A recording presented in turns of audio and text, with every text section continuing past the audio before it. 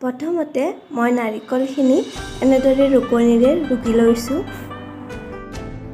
তাৰপিছত নাৰিকলখিনিত কিছু চেনি সানি মই অকণমান সময় থৈ দিছিলোঁ, সেইটো দেখুৱাবলৈ ৰৈ গ'ল। আৰু তাৰপিছত এনেদৰে গেছত বহাই দি এটা তেজপাতো দিছোঁ লগতে, আৰু ধুনীয়াকৈ এনেদৰে লৰাই দি আছোঁ।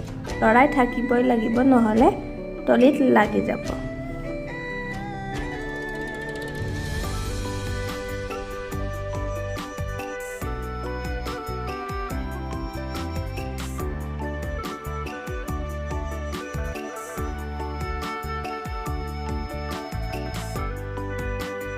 এনেদৰে ভাজি থাকোঁতে নাৰিকলৰ পানীখিনি এতিয়া শুকাই আহিছে। পানীখিনি শুকাই যোৱাৰ পিছত মই এখন কাঁহীত অকণমান লৈ লৈছোঁ, মানে এনেকুৱা আঠা আঠা লাড়ু হয়নে নহয় তাকে চেক কৰি চাবলৈ লৈ।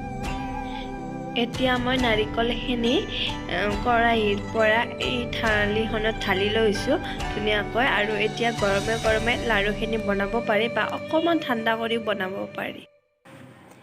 এতিয়া লাড়ুকেইটা বনাবলৈ আৰম্ভ কৰিছোঁ। এই নাৰিকলখিনি ভাজোঁতে মই অকণমান গাখীৰো দিছিলোঁ, সেইটো মই ক'বলৈ পাহৰিয়ে গৈছোঁ।